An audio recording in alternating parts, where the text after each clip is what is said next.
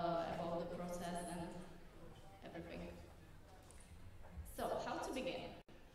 In cosplay, there is quite a big difference between the origin.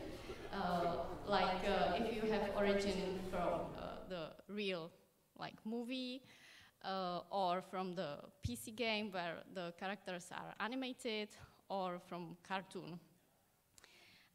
The real one, I think it's the easiest to make because the costume is real.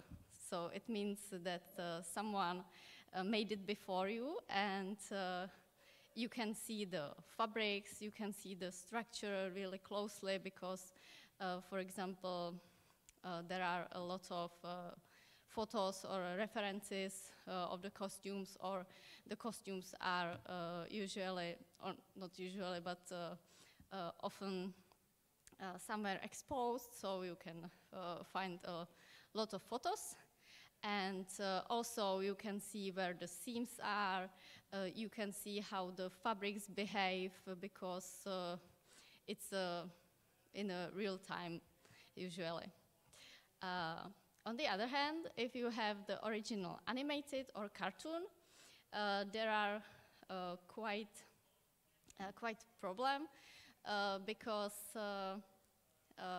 the seams or the structure of the fabrics doesn't have to be real, because the developers or the graphics put some textures on the fabrics, and it doesn't have to make sense at all. So you have to think twice how to make it, or how to make it to make some sense, or how to make it to work. And the cartoon ones, there are usually quite plain only, like plain visual. So you have no seams, no structures, and you have to create it yourself. In this way, you have many ways how to create cosplay. You can see here Mary from Mary and MLP Cosplayers, and they specialize for looking like cartoon characters. Yes, so if you look at this photo, you can see that she looks like she's cartoon, and it's a really amazing style and really amazing work. And but for me, I like to make cosplays like real ones. So I also think about how to make it, or how it works, how it would work in a real life. So I try to choose fabrics and like the visual of the cosplay to look like real. I also like costumes to make functional because I think it's easy way how to not be damaged so easily if you are at convention, for example. So in extreme way, if I make or if I would make like some knight or some like chainmail or something like this, I would make it from the real iron or something like this, if you know what I mean. And on the contrary, you can make cosplays just for show. So it means that it's only for like look like the original, but it doesn't make the function like it should be, or something like this. And the next part, which is I think the most important are fabrics. So I have some rules which I stick to when I'm creating cosplays. The first rule is that I try to use real-based fabrics. It means that if I make, for example, fantasy costume or history or historish costume, I use fabrics which are naturals and which were used in the real our history. So it means, for example, wool, cotton wool, linen, or silk. And I don't use for fantasy or historical or historic costumes, for example, polyester or some plastic fabrics. On the other hand, if I make future-like cosplays, I use the plastic ones because they are more shiny and they look like plastic or something like this. And for example, hexagonal structures looks also like high-tech. And the second rule is that the appearance has to correspond to social status. Mainly, it means that if I make cosplay for some noblemen, I use fabrics which are like expensive looking, or for example, brocade or velvet or the silk ones, because the appearance has to show that the nobleman has a lot of money to afford the costume like this. So that's basically about the fabrics. And if you are interested in fabrics more, after this presentation, I have also a workshop about fabrics, and I brought lots of pieces of fabrics, and we can talk about them and touch them and talk about how to use it or for what they are good to. So you can come from 2 o'clock. And the last one are patterns. Patterns are quite difficult, and many cosplayers struggle to make their own patterns or to make the proper patterns. But you don't have to make your own. You can, for example, if you have some fantasy costumes, they are usually based on some, for example, historical periods, or from the future, or from the real-time cosplay. You can find very similar patterns, and you can buy it from the internet, and then make some adjustments, and it's not so difficult. Or if you want some help, you can text me, and I also make workshops, and I can help you with creating costumes or with the patterns or with everything. So that's basically the basics of making cosplays. And now I prepared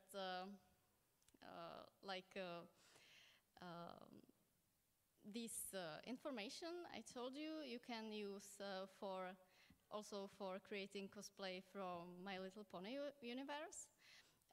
So if I would make a proper reality cosplay, this what I'm wearing now is like 5-minute cosplay, because my daughter told me that I must be rarity today. But if I would make a proper reality cosplay, it's it's quite interesting thing because you have to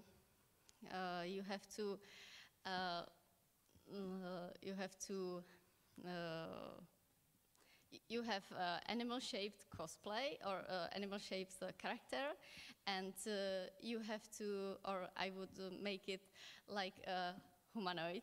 So you have to transform this in some humanoid origin. So I would consider her character and her style, and she loves fashion, so I would choose some modern pattern and some very smooth and elegant lines, because I think it looks really like haute couture look. It means the smooth lines and no visible quilting, for example, and like the clean style. And I would make some tail stylization on the back, like from some embroidery or some beading or something like this. And I think this is how she could look like. So maybe one day I will make something like this also. And now I prepared some cosplay costumes I made to show you and tell you something about the process and some interesting info. So this is EZIO from Assassin's Creed 2, and it was my first cosplay costume I ever made, and I even didn't know that something like cosplay exists, but my husband really loved EZIO, so I made this costume for him. And this costume was created in 2013, and it's still in process now, because my husband still makes some adjustments to this costume, and for example, he has a custom-made leather parts and the belt, with the typical sign, and custom-made bracers and so on.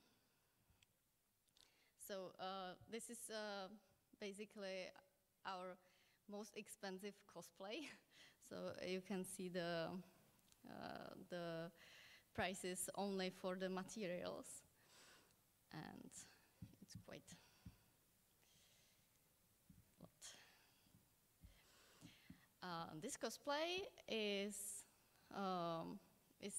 the longest made cosplay or costume I made, because it was about 2 years in process, and it was because the customer wanted to have all the fabrics screen accurate. So she was searching for the embroideries, like around the jacket, and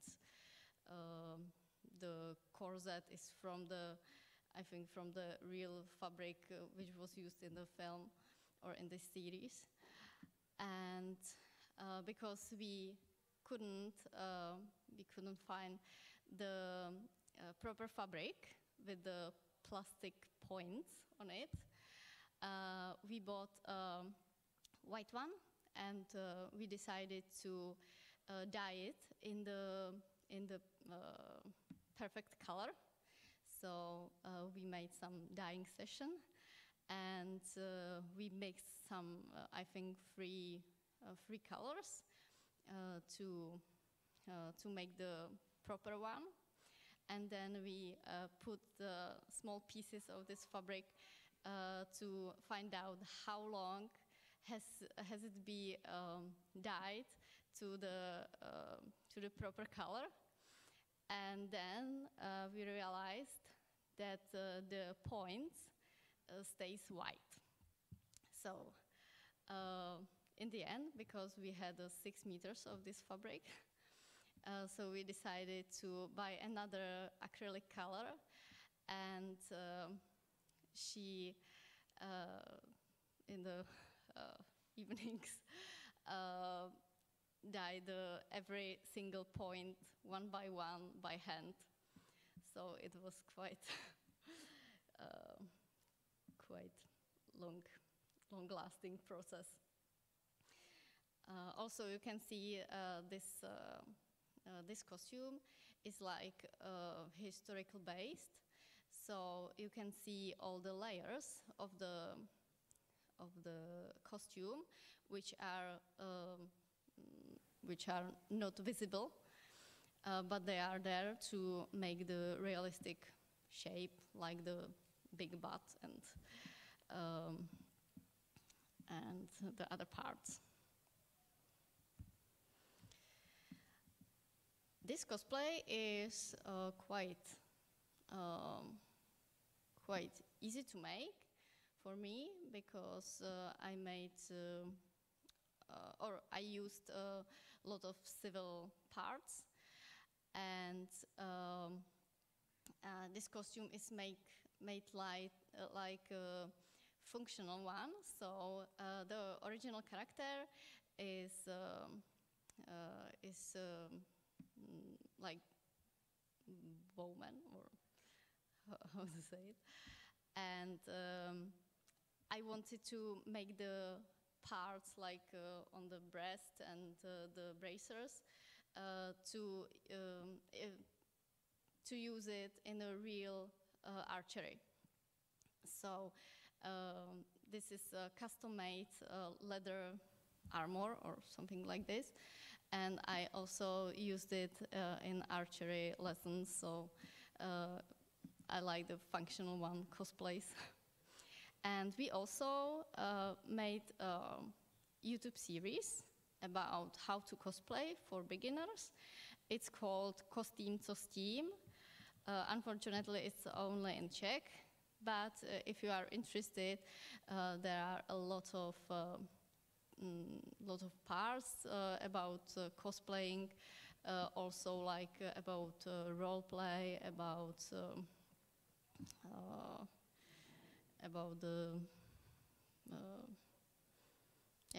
everything. This cosplay is, as I said, that the nobleman has to look noble. So this is Yennefer from The Witcher, and I wanted to look her really posh, or like wealthy. So I bought fabrics which are silk, or there is a brocade, to look it really like expensive. And you can see that also the fabrics are the most expensive part of this cosplay, but I think it works. And also, if you can see the corset, the pattern is bought, so you can see that you can buy also the really good fitting patterns on the internet, so it doesn't have to be your own. This cosplay is literally my wedding dress. Oh, you go. And it's also look like a Renaissance costume. It's not historical, but it definitely looks like Renaissance or historical costume. So I used in the process the layers as they really used in the Renaissance period. So this costume is made from 3 layers: the underskirt, the middle, and the upper one. And there are a lot of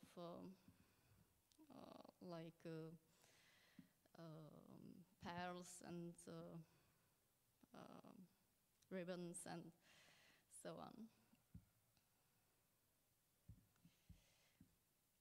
this is quite easy way how to cosplay, because there is only both parts, like the bodysuit and the 3D printed tiara and trident and the wig.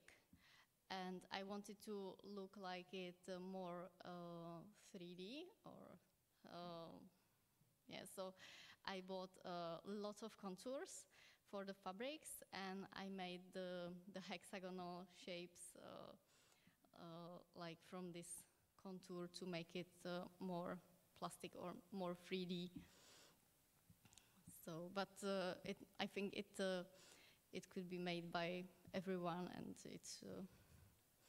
it's quite easy.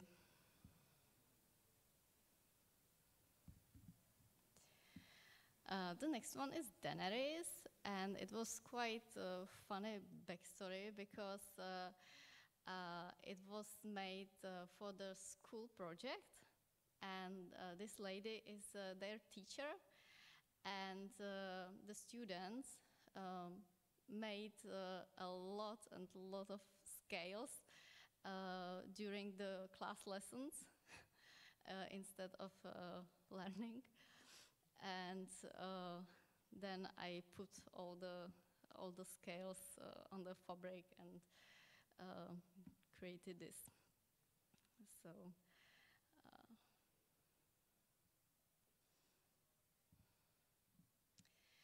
and the last one is KAECILLIUS from Doctor Strange. This was, it doesn't look like maybe, but it was the most difficult cosplay I made, because there are really a lot of parts which has to be put together in the right order to have the like nice endings, or this. And even if this is from the real movie, and the references were everywhere, it was quite difficult to recognize all the layers and which parts belongs to which, to make all the parts like in the movie. So it was quite like puzzle. So I think that's all. So thank for your attention. And if you have some questions, or if you want to talk about something, you can ask, and or come to me, or you can visit the workshop from 2 o'clock. So thank you.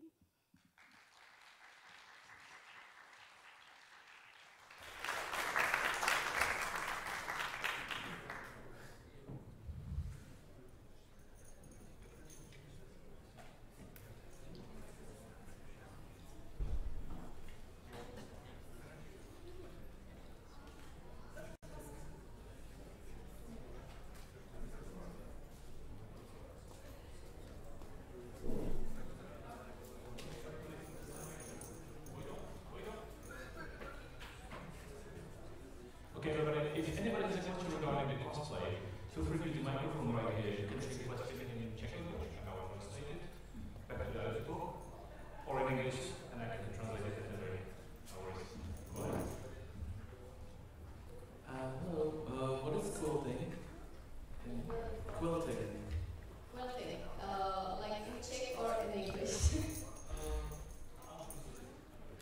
Okay, it's like I didn't find the proper English word, but it's like if you have visible, like it's next to the scene. Yeah, it's like it could be like to like how the fabric bunches up around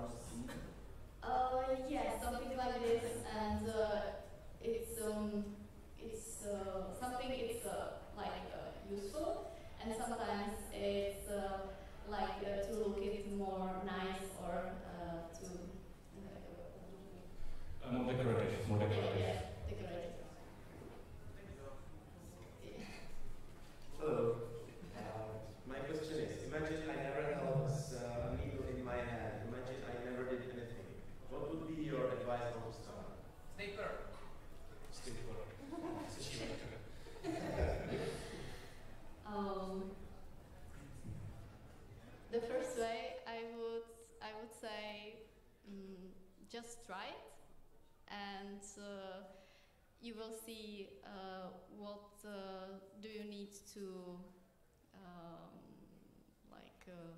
upgrade, or what is what do you don't know, and then you can start to search it for on the internet. But if you don't start, you don't know. So I would recommend to start, because I also started as a total noob. I didn't know anything about sewing, but my mother put a sewing machine in front of me, and I started to sew something, and then I realized that, for example, I made the shoulder seams, and I made it from here to here, and there was no place for the head. So I said, aha, there should be some space, and so on. Okay, thank you. Would it be a good way to start with a purchased costume and then upgrade, build upon the purchased costume? Definitely, definitely. I would say that it's maybe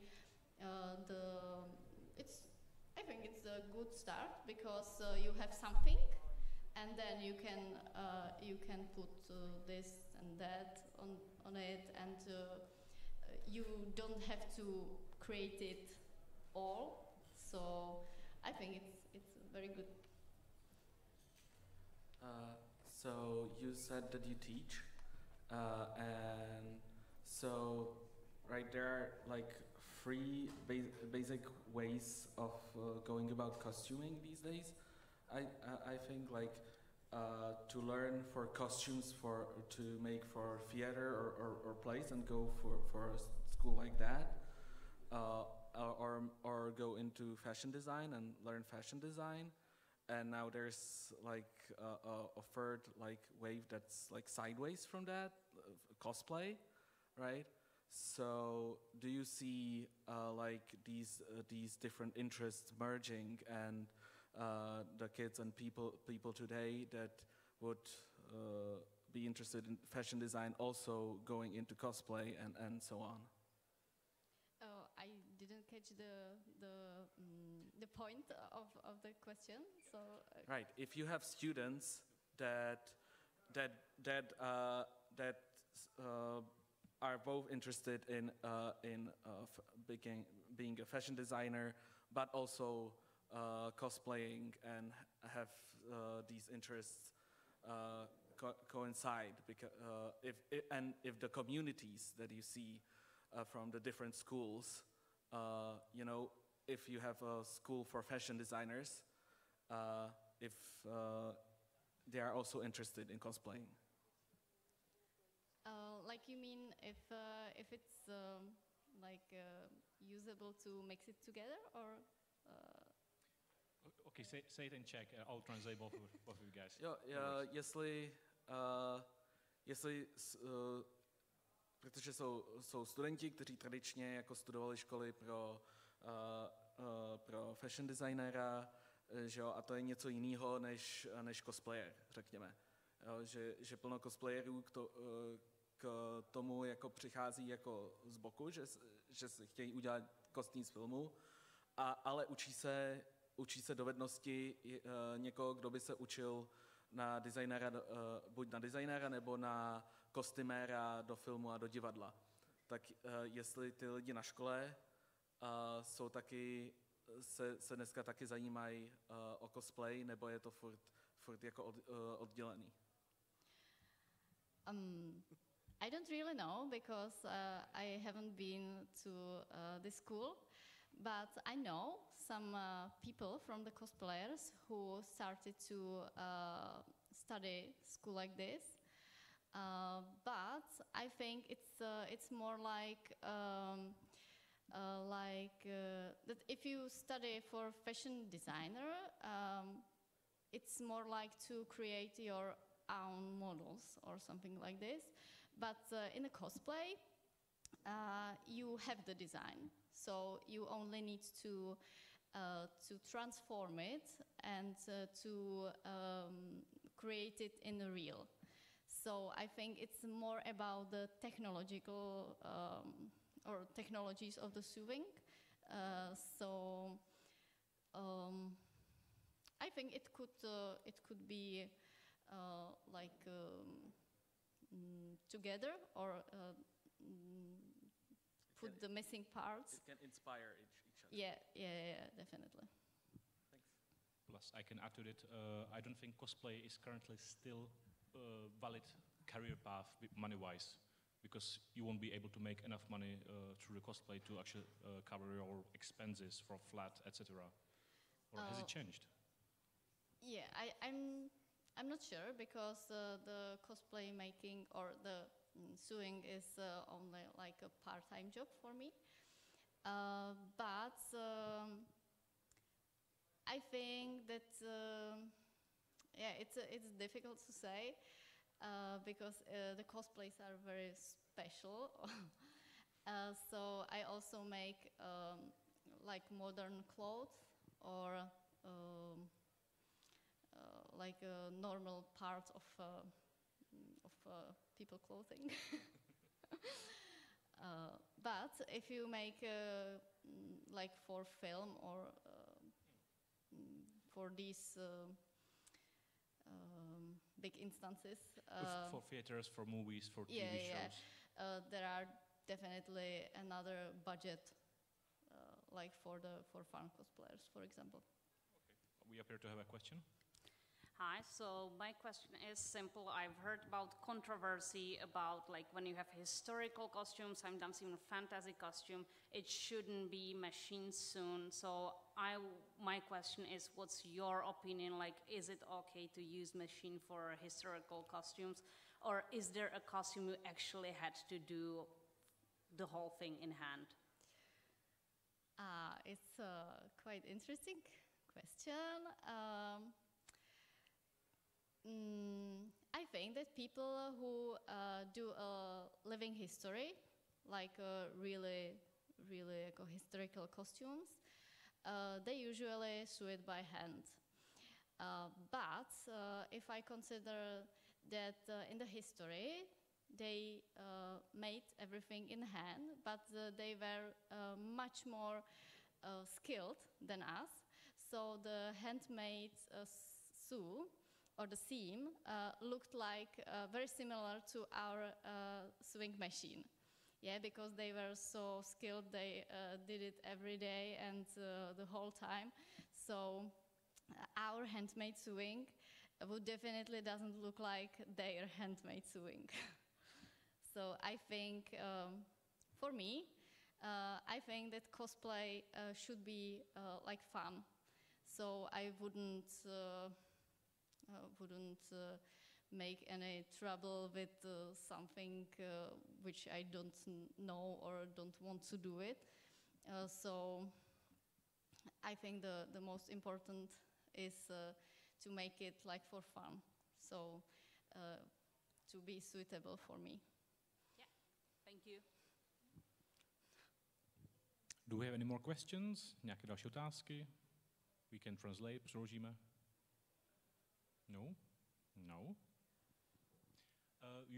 You have participated in an upcoming cosplay movie. Was it mentioned in the PowerPoint slide, I think? Or are you participating in the cosplay movie? Which one?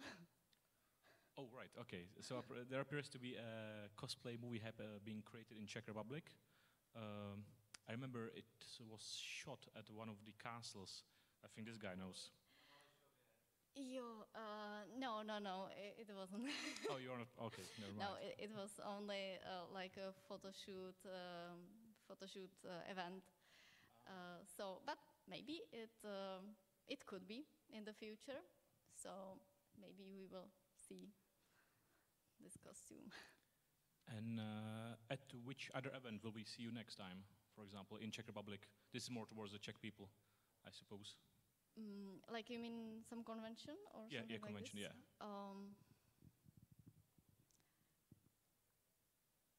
I think I don't have any. No plans at the moment. Yeah. Okay, no maybe. Worries. It's more spontaneous. Yeah. Fair enough. Yeah, Blavicon. Ah, okay. Okay, Well, I there will we be go. at Blavicon. Yeah. Blavicon. For anybody else who doesn't know, Blavicon is a Witcher-based convention. I forgot the location, but the location is lovely. Tabor. Okay, there we go. That's actually that's a very Czech traditional location, considering our history. Yeah, and I have another one. Next week is PevnostCon, and I would be there also, but only as a visitor. No, we have far show there, so okay.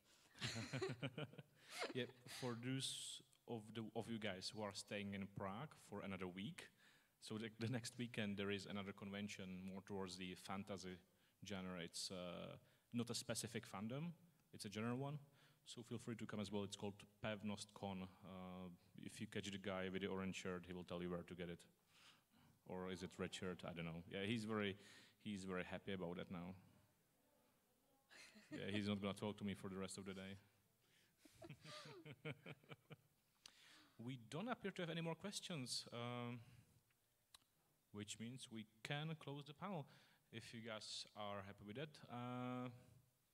Frolda, any last remarks since I pointed you out?